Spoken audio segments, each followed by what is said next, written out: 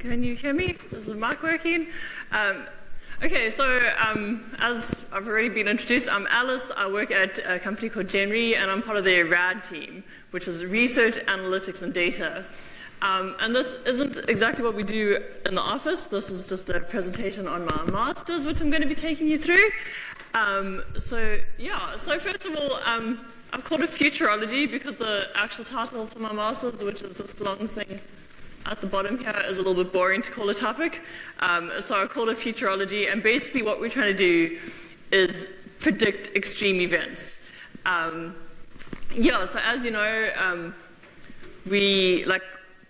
life is full of extreme events. At the moment, we're in quite an extreme drought in Cape Town. And we're basically looking at what we can do to better predict those extreme events. So this, for my master's, is the main paper I'm using, which is to give you a bit of a background. What they did is they looked at, can they predict extreme events further into the future as opposed to just updating your model on a daily basis. So yeah, this is just for the academics in the room.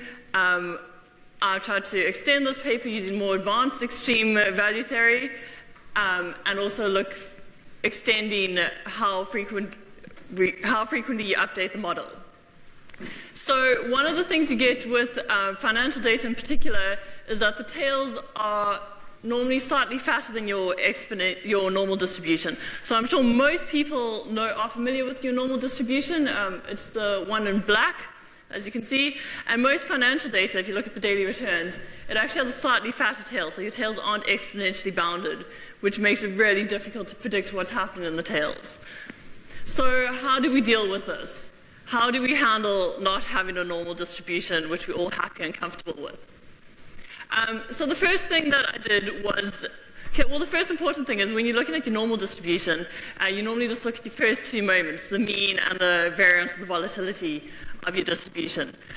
When you're looking at extreme value distribution, you have to look at your third and fourth moments, which is looking at the skewness of the distribution as well as the tail density, which is what I'm zooming in on and focusing on.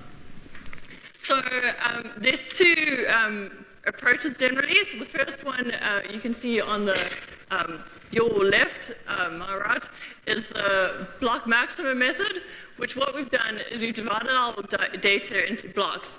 And from there, we take the most extreme value from each block. The second method is called the peaks over threshold method, which you set a relatively high threshold. I'm using 90%, and you take all of the data above that point. So here's an example with the JSC All. I'm sure we're all familiar with the JSC. This is JSC All. So you can see over here where you get a lot of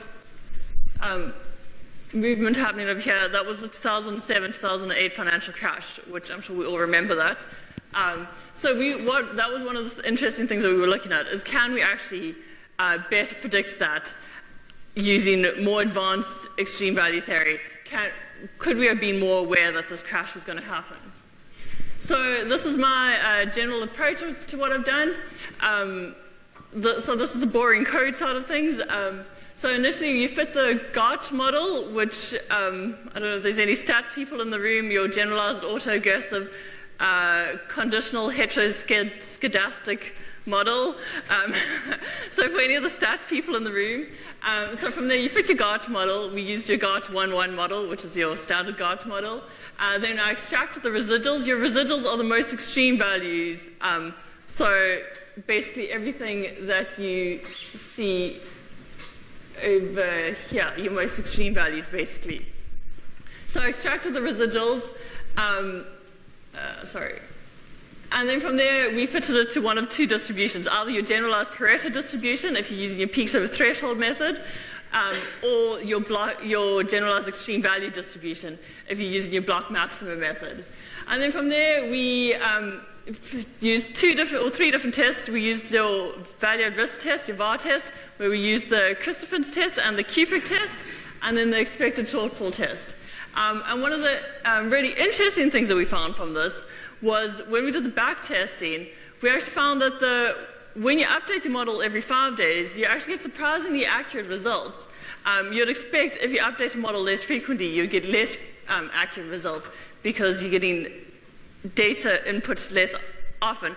But we actually found that there were underlying trends and patterns which you don't pick up when you're just looking at one-day updates. So when we updated every 5 days, we actually found it predicted incredibly well, which kind of hints at the fact that perhaps there are underlying trends and patterns which we are missing when we're just looking at a one-day model. So that was one of the really interesting things for me. Unfortunately, I didn't include that section of the code because my master's is still in progress.